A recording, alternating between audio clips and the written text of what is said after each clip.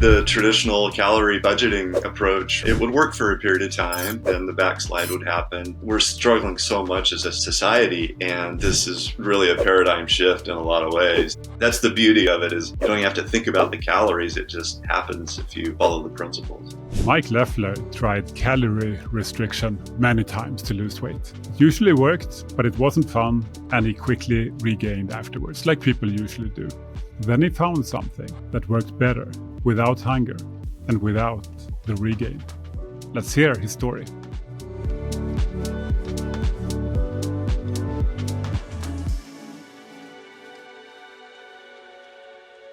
Mike, welcome to the show. Thanks, Andreas. So you've tried this satiety approach and the Hava app. Thought it would just be really interesting to hear your experiences and your story leading up to this. Do you want to introduce yourself a little bit and talk a bit about your background? Yeah, I'm about 2.5 years now here in Santa Cruz, California. I was fortunate to retire, and I was a financial planner during my career. But I think that health and wellness and fitness have always been something important to me. And so I stumbled on the Hava app earlier this year and been a pretty regular user ever since. That's cool. So why did you become interested in it? What were you looking for? Well, I guess really the front of mind thing was dropping a few pounds. Never felt, too much overweight, but in my mind, I think 20 or 30 pounds heavy, maybe in that neighborhood. And so I could tell it was something different than I've tried before. And I guess it kind of made some sense to me right out of the gate. So I could see how this could work. So yeah, I'm really glad I gave it a try. So what did you try before, and how did you feel this was different? What were you thinking back then, like 6 months ago or 9 months ago? Yeah, I think that's about right. I did the traditional calorie budgeting approach really before this, and it's all I knew. And it could work if at certain times I would make those efforts, and it would work for a period of time, and then the backslide would happen not too long after I stopped the calorie counting and so forth. I mean, it could take several months for that whole cycle to complete, but eventually the weight would just creep on me again. I mean, that's very common. Yeah, I think so. I think that's typical. Yeah. So yeah, I definitely wanted to try to break free from that. And, my experience of the calorie counting is not, besides just it not working in the long run, it just is not a very pleasant experience for me. So what did you not like about it? I felt like internally I'm trying to reward myself for being hungry in a way, like, oh, this is the right path, because I'll be eating less calories and my results will be better. But inherently it doesn't feel very good, to be hungry, a fair amount during the day and stuff. All right. So you tried that a number of times. And then how did you get into contact with the Hava app and the satiety approach? It's a good question. I'm going to guess it might have been through X that I just saw. Somehow I probably just saw yourself posting or something that just was a little gateway. And then I kind of learned a little bit about it and gave it a try. So it wasn't anything big formal presentation or anything that I recall. It was just kind of more of a whimsical thing that actually led to something. And then if you tried it, 9 months ago, it was, I guess, a little bit bare bones back then. Pretty early. We launched it 11 months ago, so it was pretty fresh, I suppose, when you got it. Yeah. There's so much more to it now than there was before. It's been a lot of improvements. So how did you experience it? Was it different in some way? How was it? Again, I think the main appeal was to break free from the calorie budgeting. And I think it did that. Although there were times I would still bring that mentality to the Hava approach. And I know, I don't feel like that's important or necessary, but I think I've let go of that more and more. But so that was great. To be honest, there was quite a bit of, changing my palate. Not in the too distant past, I was vegan for a number of years, and I've never been used to consuming this much protein before, like I've made as a goal. So that's like one of the main changes, eating more protein? Definitely. Yeah. So what kind of protein do you like? What's a day of eating for you? What could it be? I'll in the morning I'll often have some oatmeal with a protein powder included. So you like whip in some protein powder into the oatmeal? Yeah, I'll get my little mason jar. I'll put them together with some almond milk and just shake it up. And well, I'll do the overnight oats, so I'll do it the night before, and then the next day it's just in there, and I'll shake it up and heat it a little bit. And I really actually look forward to that. That's a tasty a little meal, and then I'll often have a grapefruit and a latte. Is my typical breakfast. But yeah, throughout the day, I'm incorporating a lot of the filtered milk. That seems to help a So like lot. ultra filtered sort of high protein milk. Exactly. Yeah, that's been a kind of a Any specific discovery. and a specific brand you like? Yeah, I drink the Fairlife in all its forms, the chocolate, the low fat, the whole milk. I enjoy the Okay, taste, and it seems like it's getting me it's where I want to go. it's pretty popular. Yeah, yeah, yeah. But typically our meals, it'll be a lot of, just lean meats and a vegetable. If we're eating at home, that's typically what it is. And then, I'll just try to mimic that in some ways. What kind of meats do you enjoy? What is it typically for you? I will do a beef steak sometimes. We're doing a lot of fish, salmon, rockfish, chicken breast, chicken thighs. Those are the most common ones that we'll eat. Cool. How do you cook them? I'm just curious, and I think I mean food. Everybody loves to hear about food. Like maybe they get some ideas and some inspiration. So how do you do it? Another recent discovery is this Blackstone griddle that we've purchased, and What is uh, that? it's just a large iron surface with a propane heat underneath that we use outdoors, and it gives you that real seared exterior on the meat or vegetables or whatever for that matter. And I kind of enjoy the process of using that, and I really love the taste. So that's been a new addition that is kind of like made everything just taste better. Cool. And dinners, desserts, snacks, anything else you enjoy, or sort of things you commonly eat? I'll often work in beef sticks for snacks a lot. Yeah, the yogurt, sometimes some cottage cheese. I'll get in modes with that. That works very well. I've been trying to bump the fiber a little bit recently, and we had dialogued a little bit on X about this too. Yeah, I mean, it can help at least a little bit. I think that's Ted's a big fan. So looking at the data, it's like a smaller piece of the puzzle, but sure, there can be some help. Absolutely. Okay, yeah.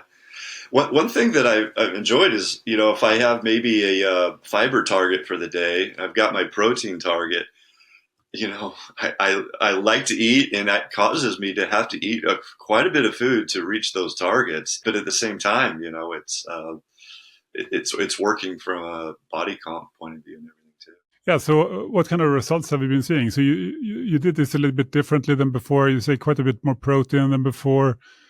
Perhaps less focus on the calories, more sort of eat as much as you feel like. I suppose, is that correct? Yeah, yeah, very, much more that direction with things. Yeah. How does it feel? Different in any way, or the same as before? From a results point of view, for weeks and weeks, it was a very steady decline of weight, just like I wanted, maybe a half a pound to a pound a week. And it was fantastic. I did have a target weight in mind, and I've gotten within about 6 pounds of that, I'd say. So I'm tweaking things a little bit to see if I can improve a bit more. But if not, I'm pretty comfortable and satisfied with the weight I'm at. And I feel like I've plateaued here now. It's probably been, I think, at least a couple of months that none of the backsliding has happened, which I've been very happy about. That's very cool. So maybe you stopped at the place where your body is happy, and then if you want to go down even a little bit further, maybe you need to do some tweaking, like you said, or you can just select to be happy where you are, of course. But you said you were looking at some tweaks. What kind of tweaks? Well, the recent data that you've released, I think the biggest one in my mind was the protein relationship with calories consumed.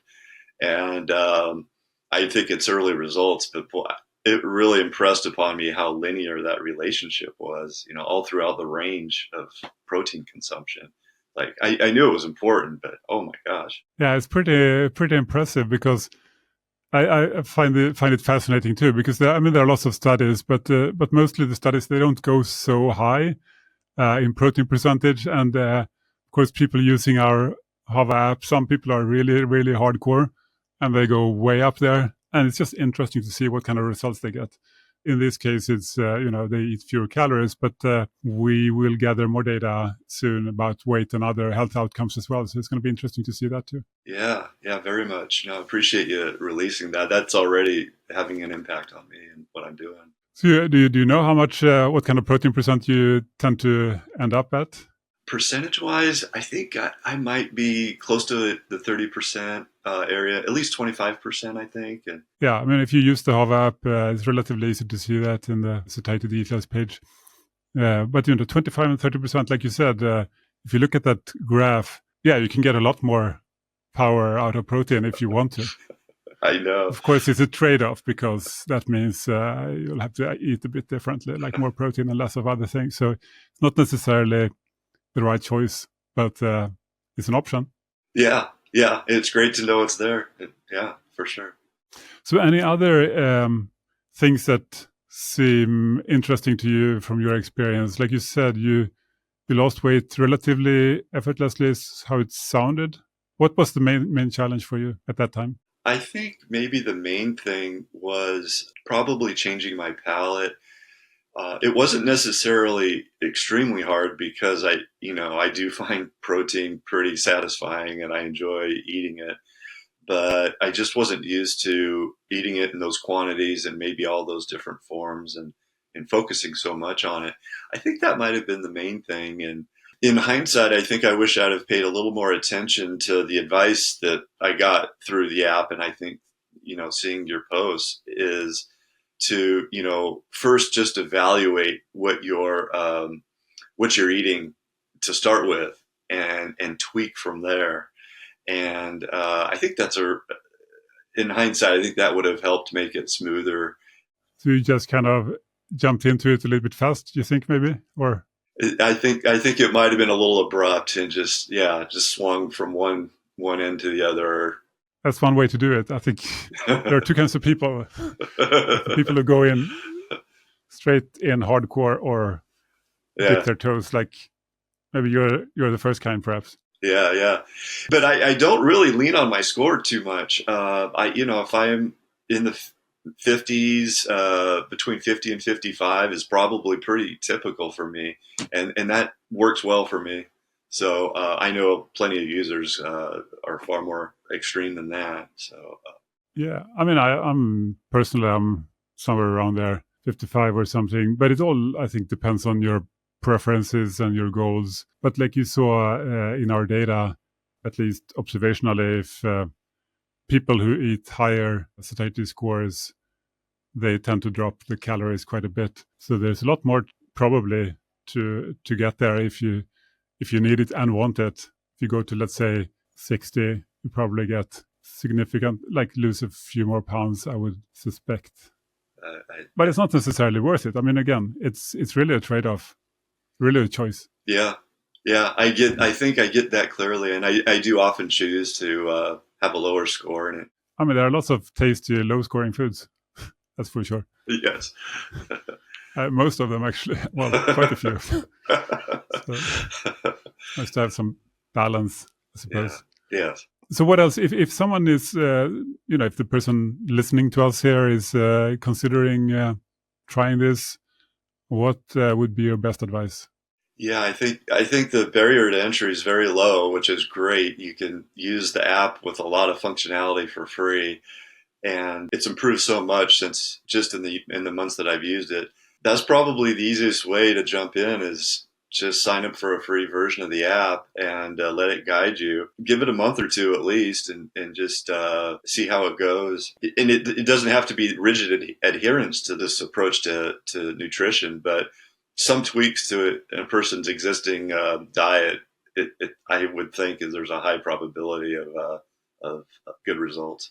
Yeah, I don't know if you had the time to see. I think it's actually launched yesterday. But now we have sort of instant AI feedback on what people log. So Ava, the friendly AI guide, will give you some suggestions. Like if your goal is weight loss, let's say, and you log what you eat or you take a picture of what you eat, and the AI analyzes that, then you will get some suggestions for how you could improve from there.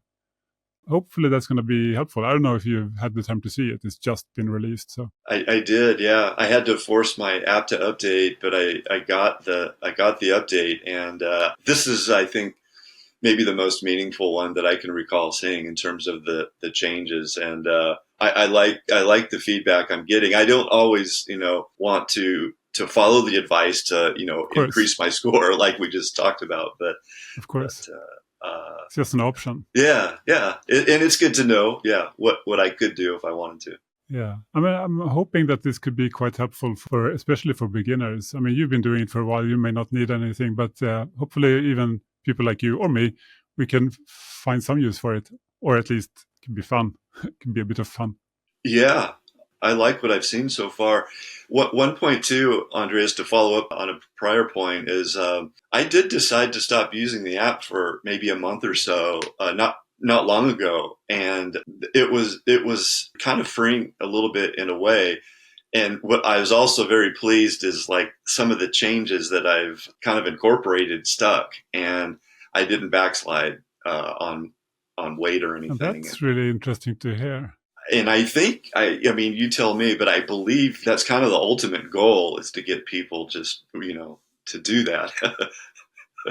I mean, that would be, of course, the perfect thing if people can use our app for a limited time and then they don't need it anymore and they can live happily ever after. That would be pretty awesome. Yeah, I think so definitely. too. That's huge. That would be massive success, I think. Yeah, I think so too. But I mean, I don't know if that's actually going to be how successful that would be for how many people. But you could imagine, in theory, that it might work better because if you're counting your calories and just trying to consciously eat less, it's very. I mean, it's well known, and you said the same thing, that once you stop being ever mindful, then it's very easy to just drift up again.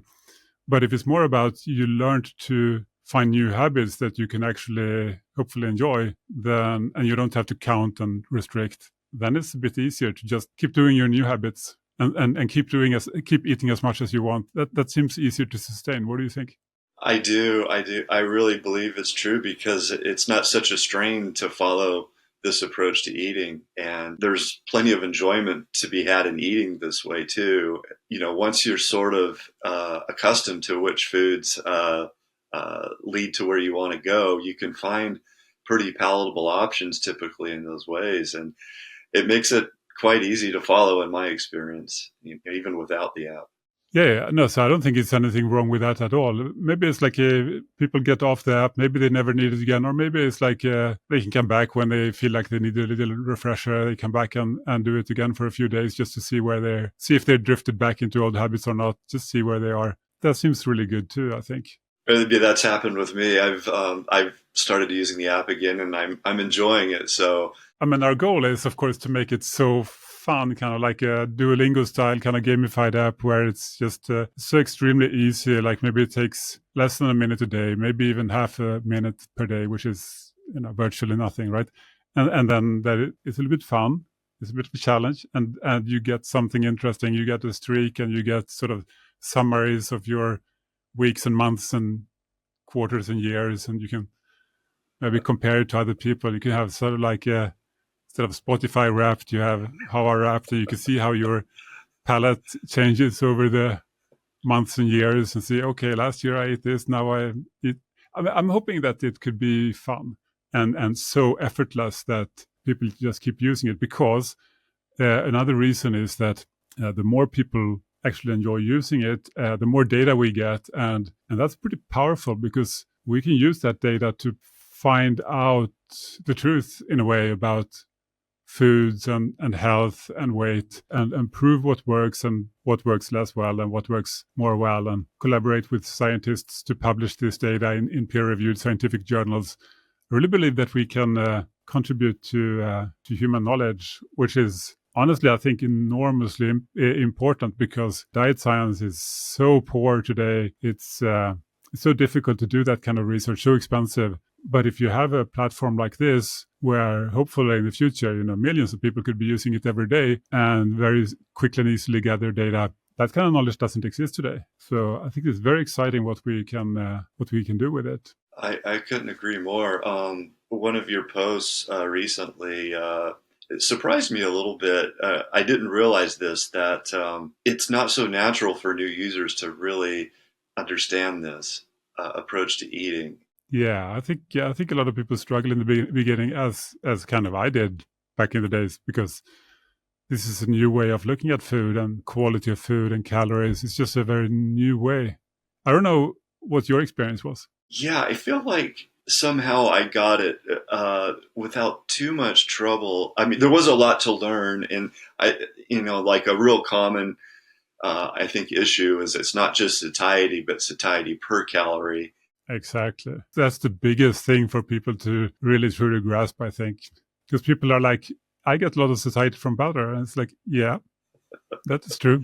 Yeah. But you get even more calories. Yeah, big distinction. But yeah, then I think I really felt like I got it once that sunk in a little deeper. In some ways, I think it might be a good sign because it's showing that it's a different course than what is out there typically. And we're struggling so much as a society. And I think that's a good sign that this is really a paradigm shift in a lot of ways. This might be a little bit too much of a tangent, but as an investment advisor during my career, we had a similar thing where we took a much different approach than the traditional investment approach. And it was based very much on science. And we got it as advisors, and it was very simple to us, but it was so difficult to communicate to most people. The clients that we were able to get, they just had to trust us on a human level. It wasn't so much they got what we were talking about. And just the relationship seems to be the most important thing to actually moving forward. But I don't know. I feel like there's a fair number of parallels in some ways to the two things. So did you do well with your radically new approach? We did. It went well, and it has grown quite a bit actually throughout the world. It more similar along the lines to an index fund approach to investing is the approach that we took, and that has I imagine has really grown a lot. Yeah, index fund seems to be very smart. Maybe until everybody does it, and then it becomes smart to do something. It's always interesting to do different than most people, right? But I think it's fair to say that the approach that we are generally taking when it comes to diet as a society isn't working very well. Yeah. Because obesity, diabetes, all these heart disease incidence is up by a huge amount.